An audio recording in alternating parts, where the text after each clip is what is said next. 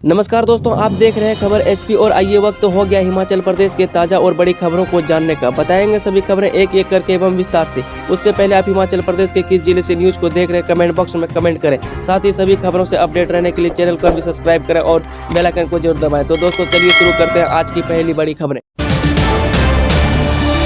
लोहड़ी पर हिमाचल के 1,36,000 कर्मियों को ओपीएस का तोहफा तुरंत प्रभाव से लागू। हिमाचल प्रदेश में पुरानी पेंशन स्कीम की बहाली का बहुप्रतीक्षित फैसला आखिर शुक्रवार को ले लिया गया।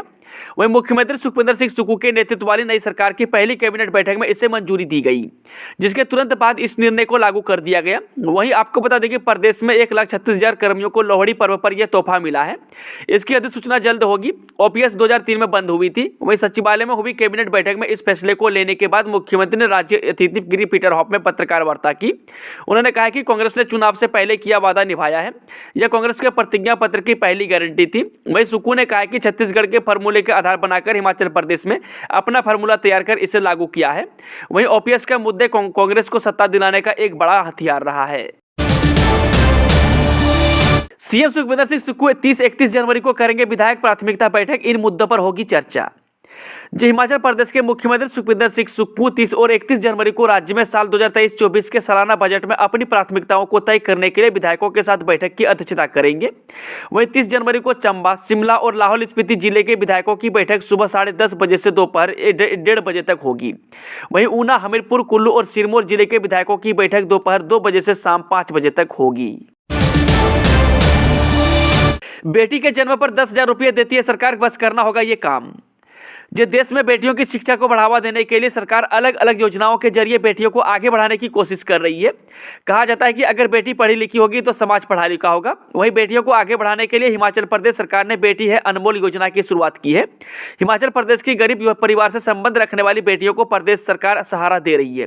वहीं हिमाचल प्रदेश में बेटी है अनमोल योजना के तहत सरकार ने बेटियों की पढ़ाई के लिए उन्हें आर्थिक सहायता देने का जिम्मा उठाया है। 1100 डायल करते ही सुलझती है समस्याएं। अब तक करीब 5 लाख शिकायतें का समाधान। हिमाचल प्रदेश में लोगों को आ रही किसी भी अड़चन का समाधान 1100 डायल करते ही हो जा रही है। वह सितंबर 2019 में सरकार की ओर से शुरू की गई योजना अब तक 4,81,000 से ज्यादा लोगों को लाभान्वित कर चुकी है।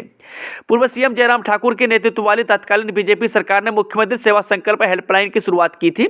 वहीं आपको बता दें कि साल 2022 में कांग्रेस के सत्ता में आने के बाद मुख्यमंत्री सुखविंदर सिंह सुक्खू ने भी इस हेल्पलाइन को जारी रखने का फैसला लिया है। महिलाओं के 1500 के लिए करना होगा इंतजार। हिमाचल में 1 लाख नौकरी के लिए कैबिनेट सब कमेटी बनाई, रिपोर्ट के बाद फैसला। हिमाचल में कांग्रेस ने चुनाव से पहले 18 से 60 साल की सभी महिलाओं को 1500 रुपये मासिक भत्ता और पहली कैबिनेट में 1 लाख युवाओं को रोजगार देने का वादा किया था। पहली कैबिनेट में इन दोनों वादों को अमली जमा पहनाने के लिए कैबिनेट सब कमेटी गठित की गई। वहीं आपको बता दें कि कैबिनेट खत्म होने के बाद पत्रकार वार्ता में मुख्यमंत्री सुखविंदर सिंह सुक्खू ने कहा कि वादे के मुताबिक पार्टी महिलाओं को 1500 रुपये मासिक भत्ता देगी, मगर इसे पूरा करने से पहले कृषि मंत्री चंद्र कुमार की अध्यक्षता में कैबिनेट सब कमेटी गठित की गई। इसमें स्वास्थ्य, सामाजिक न्याय एवं अधिकारिता मंत्री धनीराम शांडिल व पंचायती राज मंत्री अनिरुद्ध सिंह सदस्य बनाए गए। यह कमेटी अगले 1 महीने के भीतर अपनी रिपोर्ट देगी। इसके आधार पर सरकार 1500 रुपये देने को लेकर निर्णय लेगी। हिमाचल में बारिश बर्फबारी, लाहौल में हिमस्खलन, 194 सड़कें और 148 ट्रांसफार्मर ठप। हिमाचल प्रदेश में शुक्रवार को कई जगह बारिश बर्फबारी हुई। लाहौल घाटी के रासेल गांव के समीप रासेल वाटरफॉल की पहाड़ी से दोपहर 12:35 में हिमस्खलन हुआ। इससे पहाड़ी के आसपास करीब 5 मिनट तक बवंडर उड़ता रहा। हालांकि इससे कोई नुकसान नहीं हुआ है। वहीं शुक्रवार को प्रदेश में 3 नेशनल हाईवे समेत 194 सड़कें बंद रही और 148 बिजली के ट्रांसफार्मर ठप पड़ गई। वहीं राजधानी शिमला की सबसे ऊंची चोटी जाखू के अलावा सिरमौर के हरिपुर धार में सीजन की पहली बर्फबारी हुई। इसके अलावा कुफरी, मसोबरा, नारकंडा, मनाली में भी शुक्रवार को बर्फबारी हुई। शिमला के रिच मैदान और माल रोड पर भी फाहे गिरे। अटल टनल रोहतांग सभी वाहनों की आवाजाही के लिए बंद कर दी है। वहीं सैलानियों को नेहरू कुंड तक ही वाहन ले जाने की मंजूरी दी है। इसके साथ ही लोक निर्माण विभाग के कर्मचारियों की छुट्टियां रद्द कर दी गई है। हिमाचल प्रदेश विश्वविद्यालय पीएचडी की 173 सीटों के लिए 7 फरवरी तक आवेदन।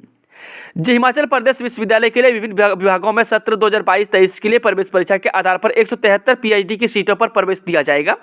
इसके लिए विश्वविद्यालय के अधिष्ठाता अध्ययन कार्यालय ने 7 फरवरी तक आवेदन आमंत्रित किए हैं। वहीं पात्रता शर्तों का विस्तृत ब्यौरा विश्वविद्यालय की वेबसाइट पर उपलब्ध करवाया गया है। विश्वविद्यालय के एडमिशन पोर्टल के माध्यम से इसके लिए आवेदन किया जा सकेगा।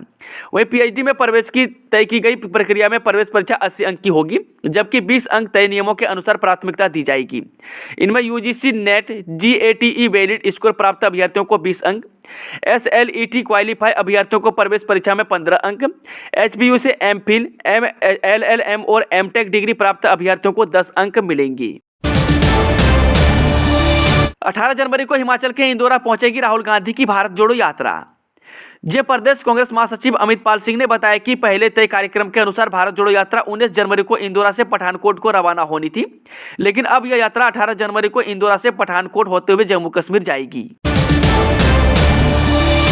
कोरोना वैक्सीन खत्म होने से राजधानी में टीकाकरण बंद। राजधानी शिमला में वैक्सीन खत्म होने से कोरोना टीकाकरण बंद हो गया है। लोगों को टीकाकरण केंद्रों पर पहुंचने के बाद बिना टीके के लौटाना पड़ रहा है। आए दिन लोगों को इन स्वास्थ्य केंद्रों पर यह परेशानी झेलनी पड़ रही है। वहीं स्वास्थ्य कर्मी भी वैक्सीन की सप्लाई आने के बाद ही टीकाकरण शुरू करने की बात कर रहे हैं। राशन कार्ड में बदलाव सुबह 10 से दोपहर 1 बजे तक। राशन कार्ड में नया नाम दर्ज करवाना हो या उसे कार्ड से कटवाना है तो उसके लिए समय तय कर दिया गया है। यह काम अब सुबह 10 से दोपहर 1 बजे तक होगा। वहीं आपको बता दें कि जिला नियंत्रक ने यह समय निर्धारित किया है। अब से शहर के लोगों को राशन कार्ड से संबंधित कार्य इसी समय में किसी भी कार्य दिवस में कराना होगा। बरमाना में ट्रक ऑपरेटरों ने की नारेबाजी, दाड़ला घाट में निकाली आक्रोश रैली। सीमेंट प्लांट बंद करने के विरोध में चल रहे आंदोलन के 30वें दिन शुक्रवार को ट्रक ऑपरेटर ने बरमाना में धरना प्रदर्शन कार्यक्रम जारी रखा। वहीं ट्रक ऑपरेटर बीडीटीएस भवन के प्रांगण में एकत्रित हुए और अदानी समूह के खिलाफ जमकर नारेबाजी की। इसके बाद बीडीटीएस पदाधिकारियों ने वीरवार को सरकार के साथ हुई बैठक की जानकारी ट्रक ऑपरेटरों को दी।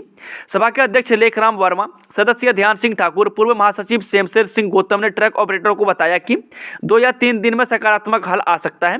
वहीं हिमाचल सरकार ट्रक ऑपरेटरों का समर्थन कर रही है। उन्होंने कहा कि यदि नतीजा ट्रक ऑपरेटर के पक्ष में नहीं आया तो आंदोलन को नया स्वरूप दिया जाएगा।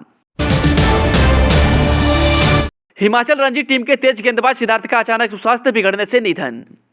हिमाचल रणजी टीम के तेज गेंदबाज सिद्धार्थ शर्मा 28 वर्ष का अचानक स्वास्थ्य बिगड़ने से वीरवार रात को निधन हो गया।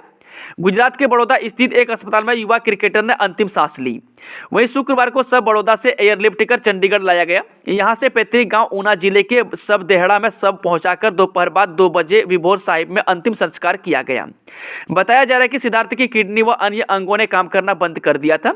वहीं परिजनों का आरोप है कि उन्हें मौत के सही कारणों की जानकारी नहीं दी गई। उन्होंने कहा कि हमारा बेटा किसी साजिश का शिकार हुआ है। वहीं मैचों में चयन को लेकर भी बेटा तनाव में था। हालांकि पोस्टमार्टम रिपोर्ट के बाद ही कुछ स्पष्ट हो पाएगा। वहीं सिद्धार्थ हिमाचल की रणजी टीम में शामिल थे। अभी चल रही रणजी ट्रॉफी में सिद्धार्थ हिमाचल के लिए खेल रहे थे। शिक्षा मंत्री रोहित ठाकुर बोले, तबादले करना नहीं, गुणात्मक शिक्षा देना प्राथमिकता। शिक्षा मंत्री रोहित ठाकुर ने कहा कि तबादले करना ही नहीं, गुणात्मक शिक्षा देना हमारी प्राथमिकता रहेगी। वही शिक्षा महकमा भविष्य की नींव रखने बलवान सरस्वती का विभाग है। वही मुख्यमंत्री सुखविंदर सिंह सुक्खू के निर्देशानुसार हर जिला में मॉडल स्कूल खोले जाएंगे। वही दुर्गम क्षेत्रों के शिक्षण संस्थानों में निर्धारित समय के भीतर पद भरने की नीति बनाई जाएगी। इसके साथ ही उन्होंने कहा कि ITI, पॉलिटेक्निक और इंजीनियरिंग कॉलेज में नए ट्रेड व कोर्स भी शुरू किए जाएंगे। चलिए मैं चलते हैं आज की आखिरी खबर। हिमाचल में पैराग्लाइडिंग के बढ़ते हादसों को रोकने के लिए तकनीकी कमेटी गठित। हिमाचल प्रदेश में पैराग्लाइडिंग के दौरान बढ़ते हादसों को रोकने के लिए तकनीकी कमेटी का गठन किया गया है। इसके साथ सूचना एवं प्रौद्योगिकी विभाग को मोबाइल ऐप बनाने का जिम्मा सौंपा गया है। वहीं राज्य सरकार ने यह जानकारी स्टेटस रिपोर्ट के माध्यम से हाईकोर्ट को दी। अदालत ने मामले की सुनवाई अब 16 मार्च निर्धारित की है। स्टेटस रिपोर्ट में सरकार ने अदालत को बताया कि पैराग्लाइडिंग की गतिविधियों के लिए ट्रेडिंग सिस्टम बनाया जा रहा है। इस सिस्टम के तहत मोबाइल ऐप से पैराग्लाइडिंग पर नियंत्रण खोकर गुम हुए पर्यटकों को तलाशने में मदद मिलेगी और साथ ही पायलट के उपकरणों की निगरानी भी की जाएगी। दोस्तों, आज की शानदार खबरों का सिलसिला ही समाप्त होता है। अगर जानकारी पसंद आई तो वीडियो को लाइक, शेयर, चैनल को सब्सक्राइब जरूर करें और कमेंट बॉक्स में कमेंट करके बताएं कि आप न्यूज़ को किस जिले और पंचायत से देख रहे हैं। Thank you, all the best, जय हिंद।